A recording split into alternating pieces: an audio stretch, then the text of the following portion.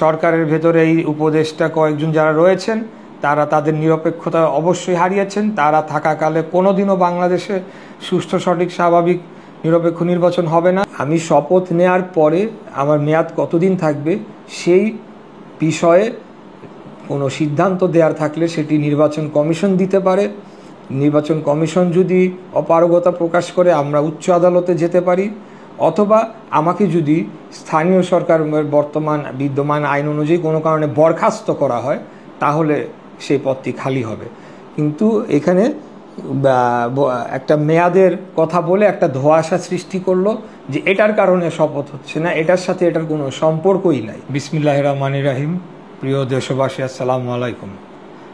আমি আজকে আপনাদের সামনে কিছু তথ্য এবং কিছু অপব্যাখ্যার সুষ্ঠু ব্যাখ্যা তুলে ধরার জন্য এই ভিডিওটি করছি।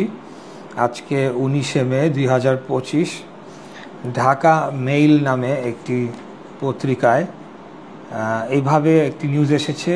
ইশরাকের শপথে 10 বাধার কথা তুলে ধরলেন উপদেষ্টা আসিফ। আমি যদি আপনাকে একটু দেখাই, তো এখানে সম্পূর্ণ ভুল ব্যাখ্যা দিয়ে 10টি পয়েন্ট সো কল্ড হাজির করা হয়েছে, যেগুলোর আসলে সম্পূর্ণ আইনি বিচার বিশ্লেষণ না করে নির্বাচনী ট্রাইব্যুনাল অবশ্যই রায় দেয় নাই এবং নির্বাচন কমিশন গ্যাজেট প্রকাশ করে নাই। এই বিষয়ে আমি একটু বিস্তারিততে আসব যখন আমরা পয়েন্ট বাই পয়েন্ট এগুলোকে বিশ্লেষণ করব। এবং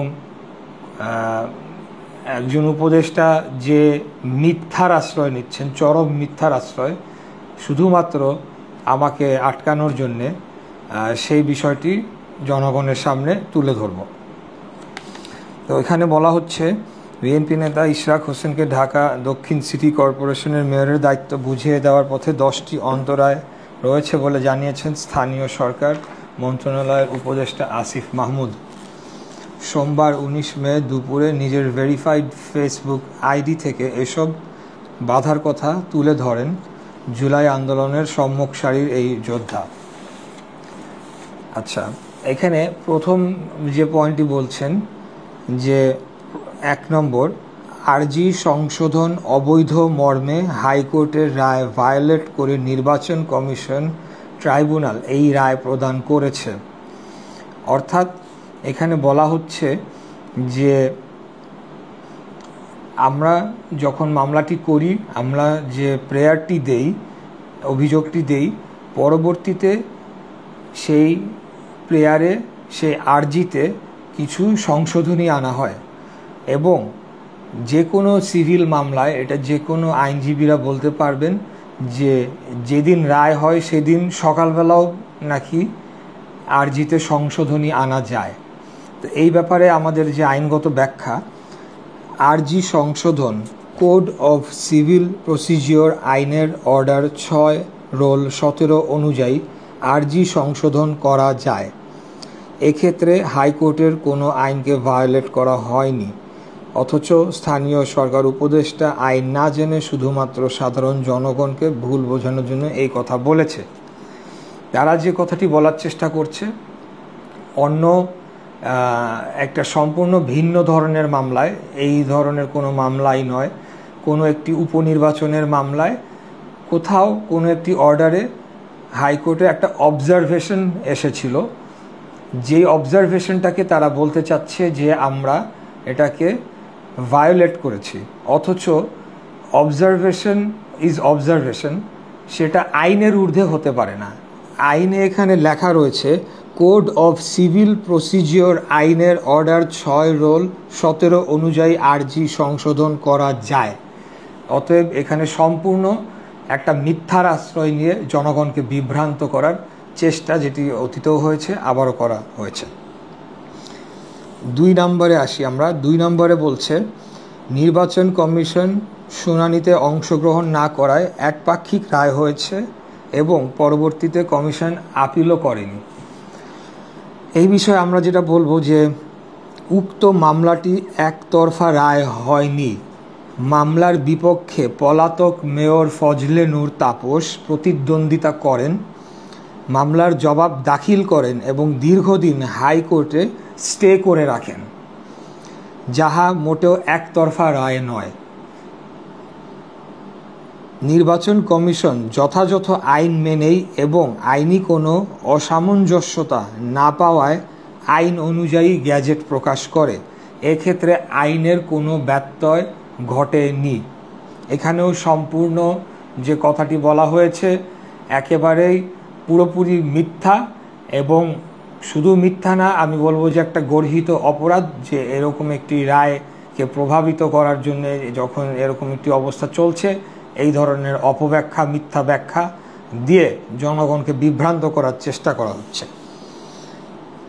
3 নম্বর, আইন মন্ত্রণালয়ের মতামত চাওয়া হলেও মতামত দেওয়ার আগেই এবং একই সাথে 2 জন নাগরিকের পাঠানো লিগ্যাল নোটিশ উপেক্ষা করে রাত 10টায় গ্যাজেট প্রকাশ করেছে নির্বাচন কমিশন।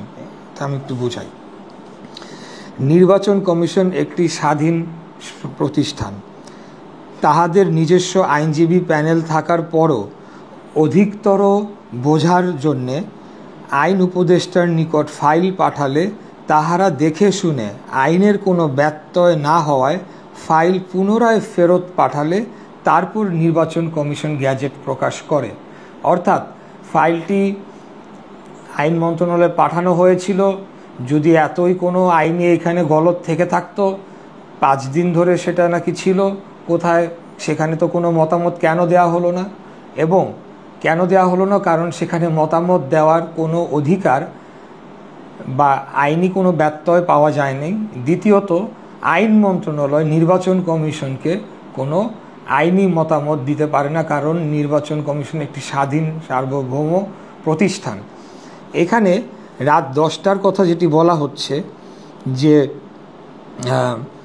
আর আমাদের যে রায়ে স্পষ্ট লেখা ছিল 10 দিনের মধ্যে গ্যাজেট প্রকাশ করতে হবে। আর 2 ঘন্টা পার হলে রাত 10টা থেকে 12টা হয়ে গেলে সেটা তখন পরের দিন 10 দিন অতিক্রম করত, এবং নির্বাচন কমিশনের এখানে কন্টেম্পট অফ কোর্টে পড়ার একটা আশঙ্কা ছিল বিধায় তারা দীর্ঘ সময় তাদের জন্য অপেক্ষা করে, এবং পরবর্তীতে বিকালে যখন ফাইলটি পাঠানো হয়, যেটুকু আমি জানতে পেরেছি, যেখানে মতামত দেওয়ার আসলে কিছু ছিল না, তখন নির্বাচন কমিশন নিয়ম মেনে আদালতের নির্দেশ অনুযায়ী গ্যাজেট প্রকাশ করে। দ্বিতীয়ত, তারা এখানে বলছে যে 2 জন নাগরিকের পাঠানো লিগ্যাল নোটিশ উপেক্ষা করে। যে 2 জন নাগরিকের লিগ্যাল নোটিশ পাঠানো হয়েছে, প্রথমত তারা 2 জনের কেউই ঢাকা দক্ষিণের ভোটার না, অতএব তাদের এখানে সংক্ষুব্ধ হওয়ার কোনো সুযোগই নাই, সম্ভাবনাই নাই। অথবা এখানে এমন কোনো পরিস্থিতি সংক্ষুব্ধ কখন হয়, যদি এমন হতো যে আমি নির্বাহী আদেশে একজন প্রশাসক হিসাবে নিয়োগ পেয়েছি, সেখানে আমাকে সরিয়ে দেওয়া হয়েছে বা আমি আবার আসছি, আমার ফলে আরেকজন সংক্ষুব্ধ হচ্ছে, আরেকজন ক্ষতিগ্রস্ত হচ্ছে, সেই ক্ষেত্রে সেই ব্যক্তিরা এখানে সংক্ষুব্ধ হয়ে এখানে লিগ্যাল নোটিশ পাঠাতে পারে। এখানে যে লিগ্যাল নোটিশ পাঠানোর কথাটি বলা হয়েছে সেটি একেবারে পুরোপুরি ভিত্তিহীন তো বটেই, এবং যারা পাঠিয়েছে তারা ঢাকা দক্ষিণ সিটি কর্পোরেশনের তারা রেজিস্টার্ড কোনো ভোটারও নন। অতএব এরকম আইনি নোটিশ তো যে কোনো কম্পিউটারের দোকানে বসে টাইপ করেও পাঠানো যায়, এবং অনেক উকিল সাহেবরা রয়েছেন যাদের মাধ্যমে এটি করা সম্ভব। তো এটাতেই স্পষ্টত বোঝা যাচ্ছে তারা আগে থেকেই বাধা প্রদান করার জন্যে এই ধরনের কিছু ব্যক্তিবর্গকে তারা নিয়োগ দিয়েছে, হায়ার করেছে এই সমস্ত কাজ করে আমাদেরকে বাধাগ্রস্ত করার জন্য। অতএব এটারও কোনো লিগ্যাল কোনো বেসিস নাই। চতুর্থ যে কথাটি বলা হচ্ছে, আসিফ লেখেন, চতুর্থ এ মামলায় স্থানীয় সরকার বিভাগ পক্ষভুক্ত ছিল না এবং রায়ে স্থানীয় সরকার বিভাগের প্রতি কোনো নির্দেশনার উল্লেখ নেই। এখানে মানে আমি বলবো যে এটা আসলে চরম অজ্ঞতা নাকি আর কিছু বলার নাই।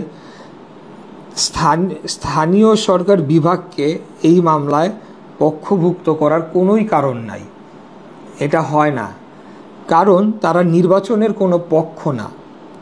তাদের কাজ হলো নির্বাচন কমিশনের আদেশ মেনে প্রয়োজনীয় পদক্ষেপ গ্রহণ করা। অতএব যেখানে আইনের মধ্যেই তারা কোনো পক্ষভুক্ত হতে পারে না, সেখানে এই কথাটি কেন বলা হচ্ছে, এটা তো আসলেও মানে এখন সবাই নিশ্চয়ই বুঝতে পারবেন যারা আইনের বিষয়ে কিছুটা ধারণা রাখেন। যেখানে নির্বাচন স্থানীয় সরকার বিভাগকে এই মামলায় পক্ষভুক্ত করার কোনো কারণ নাই, কারণ তারা নির্বাচনের কোনো পক্ষ নন। তাহলে কেন উপদেষ্টা বলছে যে স্থানীয় সরকার বিভাগ পক্ষভুক্ত ছিল না এবং রায়ে স্থানীয় সরকার বিভাগের প্রতি নির্দেশনার কোনো উল্লেখ নেই? যেখানে স্থানীয় সরকার কোনো পক্ষই না, তার প্রতি আবার কোর্ট কি নির্দেশনা দেবে? এখানে আইনেই তো বলা রয়েছে, সিটি কর্পোরেশন আইনে তা স্থানীয় সরকার বিভাগের যে কাজটুকু সেটি খুব স্পষ্টভাবে ডিফাইন করা হয়েছে যে তারা নির্বাচন কমিশনের গ্যাজেটের আলোকে তারা শপথ গ্রহণ অনুষ্ঠান সম্পন্ন করবে, এতটুকুই তাদের কাজ। এরপরে পঞ্চম যেখানে আসছে, শপথ না নেওয়ার কারণে নির্বাচন কমিশন স্থানীয় সরকার বিভাগকে বিবাদী করে রিট পিটিশন দায়ের করেছে, যা এখনো বিচারাধীন। আচ্ছা, এখানে যেটা বলা হচ্ছে, শপথ না দেওয়ার আবেদন করে নির্বাচন কমিশন এবং স্থানীয় সরকার বিভাগ, এবং সেখানে আমাকেও সম্ভবত আরও 2-1 থাকতে পারে, তাদেরকে বিবাদী করে রিট পিটিশন দায়ের করা হয়েছে। যেটি আমি আগেই বললাম, ওই যে তাদের ভাড়া করা 2 লোক দিয়ে, ভাড়া করা একজন আইনজীবী দিয়ে নোটিশ পাঠিয়েছিল, উদ্দেশ্যই ছিল রিট পিটিশন করে আমাদের প্রক্রিয়াটাকে বাধাগ্রস্ত করবে, এবং বলছে যা এখনো বিচারাধীন। এই বিষয়ে আমাদের আইনজীবীদের মতামত যে রিট সংক্রান্ত যে কোনো বক্তব্য স্থানীয় সরকার উপদেষ্টা দিয়েছেন তা ওনার অজ্ঞতার বহিঃপ্রকাশ। কোনো মামলার শুনানির জন্য কোনো অর্ডার বা শপথ বন্ধ হবে না। কোনো মামলার কোনো শুনানির জন্যে কোনো অর্ডার বা শপথ বন্ধ হবে না। এটা একটা, যে কেউ এখন যদি গিয়ে যখন তখন রিট করে একটা প্রক্রিয়াকে বাধাগ্রস্ত করে, তার মানে এই না যে সেই রিটের কোনো ভ্যালিডিটি রয়েছে। সেটা পরবর্তীতেই দেখা যাবে যে সে রিট করতে পারে কিনা, আদৌ তার সেই রিট করার গ্রাউন্ড আছে কিনা। সে ভোটারও না, সে সংক্রুদ্ধ ব্যক্তিও না, অতএব সেই রিটের কোনো মানে বৈধতাই থাকবে না। এরপরে 6 নম্বরে বলেছে, বরিশাল সিটি কর্পোরেশন সংক্রান্ত মামলায় আরজি সংশোধন সংক্রান্ত হাইকোর্টের রায়কে আমলে নিয়ে খারিজ করেছে ট্রাইব্যুনাল।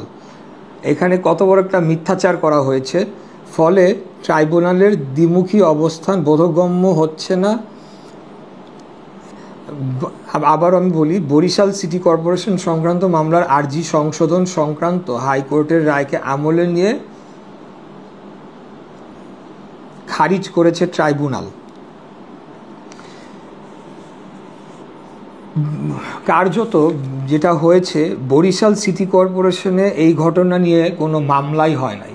আমি শুরুর থেকেই বারে বারে বলে আসছি, আমরা যখন নির্বাচন করি, নির্বাচনের সময় একটা ট্রাইব্যুনাল করা হয় এবং সেখানে খুব স্পষ্টভাবে লেখা রয়েছে 30 দিনের ভিতর কোনো অভিযোগ থাকলে সেটি দায়ের করতে হয় সেই সংশ্লিষ্ট নির্বাচনী ট্রাইব্যুনালে।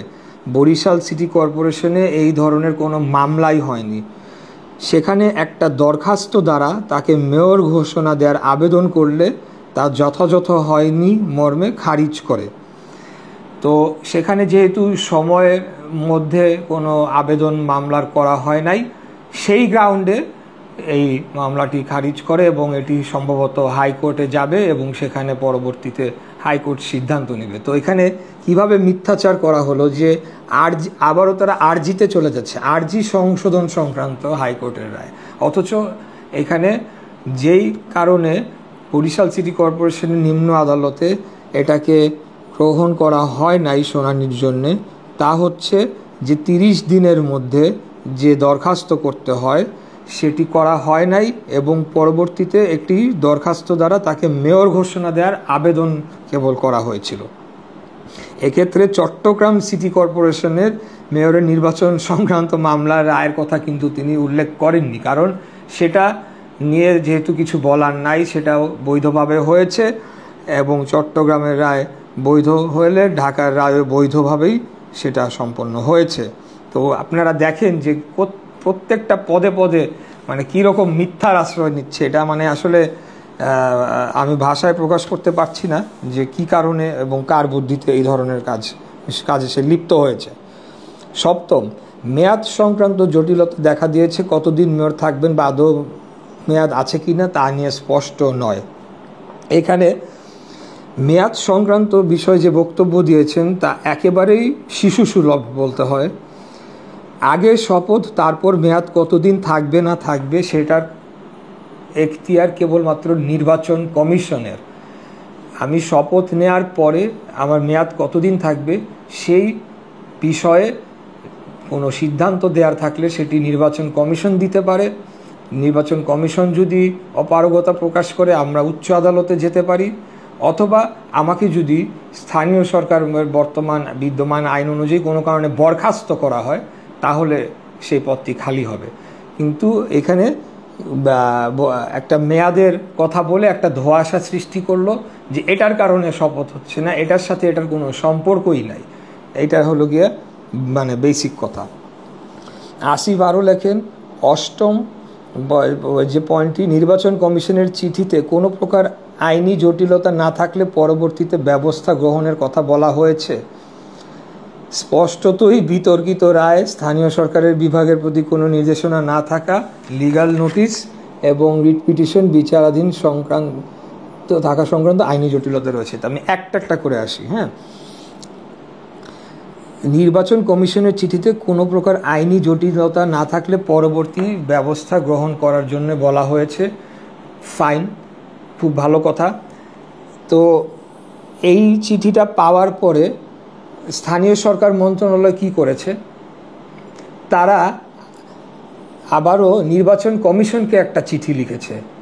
চিঠি লিখে সেখানে কেন আপিল করলো না বা আপিল করা যায় কি না এবং এই ধরনেরই এই সমস্ত জিনিসগুলোকে উল্লেখ করে তারা নির্বাচন কমিশনকে এক প্রকার দিক নির্দেশনা দিচ্ছে যে আপিল কেন করো নাই, তোমরা আপিল করতে হবে। এই কথাটি আমি বলি সেটা খুব ভয়ানক।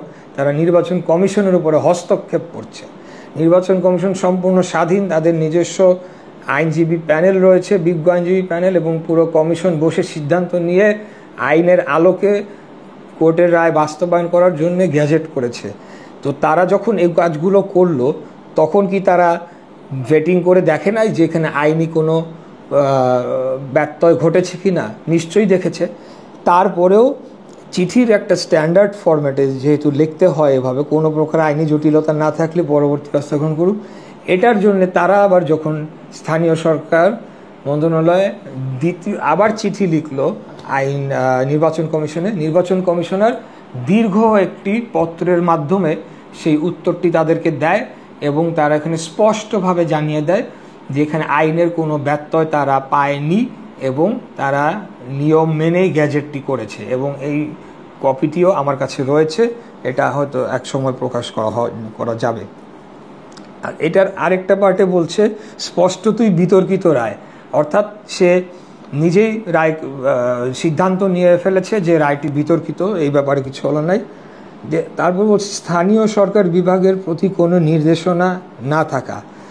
একটু আগে যেটা বললাম যে স্থানীয় সরকার বিভাগ এই মামলায় পার্টি নয়, অতএব কেন স্থানীয় সরকার বিভাগের প্রতি কোনো নির্দেশনা থাকবে? স্থানীয় সরকারের কাজ কেবলমাত্র শপথ গ্রহণ অনুষ্ঠানটি সম্পন্ন করা, এখানে অন্য কোনো ধরনের ফাংশন তাদের নেই। অতএব তাদের প্রতি কোনো দিক নির্দেশনা নেই, কারণ they are not a party to this case, they cannot be a party to this case. আবার আসলো সেই লিগাল নোটিসে, যেই লিগাল নোটিসের উপরে ভিত্তি করে তারা বলছে যে রিট করেছে। এখানে বলতে হয় যে লিগাল নোটিসটা আমরা কিভাবে আমরা পেয়েছি, সেটা কি আইনসম্মতভাবে আমরা রেজিস্টার্ড ডাকযোগে পেয়েছি কিনা আমার সম্ভবত জানা নেই। একজন আমাকে হোয়াটসঅ্যাপে ফরওয়ার্ড করেছিল, সেটাই আমি প্রিন্ট করে পরে দেখেছি। পরবর্তীতে আমরা দেখতে পেলাম যে সে আইনজীবীকে পরিবর্তন করা হয়েছে এবং পরিবর্তন করে আরেকজনকে দিয়ে এখন রিটের এফিডেভিট করে রিটটি করার জন্যে কোর্টে আবেদন করেছে। কিন্তু আমার জানা মতে যদি আইনজীবী পরিবর্তন হয় তাহলে নতুন যে আইনজীবী আসবে তাকে আবারও লিগ্যাল নোটিশ দিতে হবে এবং সেটা রেজিস্টার্ড ডাকের মাধ্যমে সেটা আমাদের হাতে পৌঁছাতে হবে, যেটা হয় নাই। রিট পিটিশন বিচারাধীন থাকা সংক্রান্ত আইনি জটিলতা রয়েছে। আবারও বললাম যে এখানে যারা রিটকারী তাদের রিট করার তো গ্রাউন্ড লাগবে, তাদের রিট করার কোনো গ্রাউন্ড নাই, তারা কোনো সংক্রুদ্ধ পার্টিও না। অতএব এই রিটটি কোনো টেকবে বলে আমাদের কাছে মনে হচ্ছে না। এটি শুধুমাত্র কালক্ষেপণ করার জন্য, সময় নষ্ট করার জন্য করা হয়েছে। নবম, এই জটিলতা নিরসনে আইন মন্ত্রণালয়ের মতামত চাওয়া হয়েছে। এই জটিলতা নিরসনে আইন মন্ত্রণালয়ের মতামত চাওয়া হয়েছে।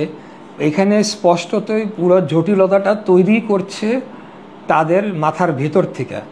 তারা কোনোভাবে মেনে নিতে পারছে না যে এখানে আমি মেয়র হয়ে বসি, যার কারণে নতুন নতুন জটিলতা তাদের মাথা থেকে বের হচ্ছে। এবং এখন সর্বশেষ যেটা বলছে আইন মন্ত্রণালয়ের মতামত আবারও পাঠানো হয়েছে। তো একবার নির্বাচন কমিশন আইন মন্ত্রণালয়ের মতামত পাঠিয়ে তারা আবার সেটির কোনো তাদের এখতিয়ার অনুযায়ী কোনো মতামতের যেহেতু সুযোগ নাই, তারা গ্যাজেট করলো। তো আবার এলজিএডি আবার নির্বাচন কমিশনে লিখলো, তারাও বলল যে আইনের ব্যর্থ ঘটনা। এখন তারা আবার আইন মন্ত্রণালয় লিখেছে। আর কোর্টের কথা তো বাদই দিলাম, যে কোর্ট কি তাহলে মানে পুরা বিষয়টা কি এমনি একদিন বসে রায়টা লিখে ফেলেছে, কোনো আইন কোনো কিছুই কি তারা এখানে অ্যাপ্লাই করে নাই? মানে কি ধরনের ন্যাক্কারজনক ঘটনা ঘটানো হচ্ছে এখানে এই আমার এই পুরো বিষয়টিকে নিয়ে, সেটি আসলে বুঝতে হলে খুব বেশি আমাদের আইনজ্ঞ হওয়ার দরকার নাই। এখানে জাস্ট কথার মার প্যাচে এই মন্ত্রণালয় থেকে ওই মন্ত্রণালয়, ওই মন্ত্রণালয় থেকে এই মন্ত্রণালয়, এইভাবে করে তারা কালক্ষেপণ করছে। দশম, আওয়ামী আমলের বৈধ নির্বাচনগুলোকে বৈধতা দেওয়ার প্রশ্ন প্রাসঙ্গিক হয়ে উঠেছে। রাজনৈতিক দলগুলো যদি স্বীকার করে আওয়ামী লীগ আমলের নির্বাচনগুলো বৈধ, তবে সরকারের জন্য এসব প্রশ্ন সম্মুখীন হতে হবে না। এখানে খুব চতুরতার সাথে মানে রাজনৈতিক দলগুলোর উপরে চাপিয়ে দেওয়ার একটা অপপ্রয়াস চালানো হয়েছে। এখানে আমি খালি খুব শর্ট করে বলবো, আওয়ামী লীগের আমলের নির্বাচন নিয়ে এখানে আমার কথা বলার কিছু নাই, কারণ সেখানে বিভিন্ন সময়ে বিভিন্ন ধরনের বিভিন্ন পন্থায় নির্বাচন হয়েছে, সংসদ নির্বাচন, স্থানীয় সরকার নির্বাচন থেকে শুরু করে নানা কিছু। আমি শুধু আমার যে মামলাটি সেটির বিষয়ে বলবো। আমরা কোর্টে মেয়র হিসেবে তাপসের প্রজ্ঞাপনকে অবৈধ চেয়ে মামলা করেছি এবং সেই মামলায় আমরা ফাইট করে, অর্থাৎ লড়াই করে, মামলার সমস্ত প্রক্রিয়া, সাক্ষী, শুনানি সমস্ত কিছু সম্পন্ন করে আমরা জিতে এসেছি। আমরা ন্যায় বিচার পেয়েছি এবং এর মাধ্যমে যে তাপসের প্রজ্ঞাপনকে যে অবৈধ চাওয়া হয়েছিল সেটি এস্টাবলিশড হয়েছে এবং আমাকে বৈধভাবে মেয়র ঘোষণা দেওয়া হয়েছে। এখন এই ধরনের আমরা যদি আইনি বিষয় বা আরও নানা ধরনের বিচার বিশ্লেষণ মাসের পর মাসও করা যেতে পারে, বিষয়টা তা না। বিষয়টা এখানে সম্পূর্ণ রাজনৈতিক। আমিও সেই দিকে এখনও যাব না, ওইটার বিষয় আমি জনগণকে পরে বলবো। তবে এই সরকারের ভেতরে এই উপদেষ্টা কয়েকজন যারা রয়েছেন তারা তাদের নিরপেক্ষতা অবশ্যই হারিয়েছেন। তারা থাকাকালে কোনোদিনও বাংলাদেশে সুষ্ঠু, সঠিক, স্বাভাবিক, নিরপেক্ষ নির্বাচন হবে না। তাই অবিলম্বে তাদের পদত্যাগ করতে হবে, এইটার জোরালো দাবি আমরা জানাচ্ছি। এবং আমাদের সর্বজন শ্রদ্ধেয় অন্তর্বর্তীকালীন সরকারের প্রধান ডক্টর মোহাম্মদ ইউনূস সাহেব, উনি এই বিষয়গুলোকে নজরে আনবেন এবং এই সব উপদেষ্টাদেরকে বাদ দিয়ে সম্পূর্ণ নিরপেক্ষ উপদেষ্টা পরিষদ তৈরি করে জাতিকে একটি সুষ্ঠু, সঠিক নির্বাচন উপহার দেবেন, এই আশাই আমরা করছি এবং এটাই বাংলাদেশের জনগণের কাম্য। আর সর্বোপরি আমরা আইনি যে কথাটি বলেছি পুরোপুরি আইনি লিগ্যাল ফ্রেমওয়ার্কের মধ্যে রয়েছি কারণ এই লিগ্যাল ফ্রেমওয়ার্কের মধ্যে থাকা অবস্থায় তারা যদি কালক্ষেপণ করে সময় নষ্ট করে কোনো কিছু এখানে বানচাল করার চেষ্টা করে, সেটার বিষয়েও কিন্তু আদালতের রেমেডি দেওয়ার বিষয় রয়েছে, সেখানে আমরা যাব। আর আমরা রাজনৈতিকভাবে এখানে বাংলাদেশের ঢাকার যারা ভোটাররা তারা আন্দোলন করছে, এই আন্দোলন আরও বেগবান হবে, আমরা রাজনৈতিকভাবে মোকাবেলা করব এবং অবশ্যই আমরা ইনশাল্লাহ শপথ নেব এবং সেটা আইনসিদ্ধভাবেই নেওয়া হবে, সম্পূর্ণ আইনি প্রক্রিয়া অনুসরণ করে। এখানে কোনো ধরনের অপশক্তি যদি আমাদেরকে বাধা দিতে আসে তাহলে সেটা খুব বেশি সফলতার মুখ দেখবে না বলে আমরা বিশ্বাস করি। আমি আবারও সবাইকে ধন্যবাদ জানাচ্ছি, দীর্ঘক্ষণ ধরে আপনারা এটি শুনেছেন। আসলে আমাকে অনেকেই বলেছে যে ওয়াই, দরকার কি, জাস্ট থ্রো ইট, জবাব দেওয়ার দরকার নাই তো, আমরা তো কোর্টের মাধ্যমে আমাদের প্রক্রিয়ার মাধ্যমে আমরা আমাদের কাজ করছি। তারপরেও মনে হলো যেহেতু আজকাল ফেসবুকে নানা ধরনের ব্যাখ্যা দাঁড় করিয়ে নানা ধরনের বয়ান সেটাকে মানুষের কাছে বিশ্বাসযোগ্য করে তোলা হচ্ছে এবং এই যে নিউজটি করা হয়েছে 10টি পয়েন্ট, এইটার পয়েন্টগুলো তো ফিরিস্তি আপনারা দেখলেনই, সেগুলোকে আমার মনে করা হচ্ছে ডিবাঙ্ক করা দরকার, তাই আমি করেছি শত ব্যস্ততা সত্ত্বেও। তো সবাই ভালো থাকবেন, আশা করি খুব শীঘ্রই আপনাদের সাথে দেখা হবে। সালামু আলাইকুম।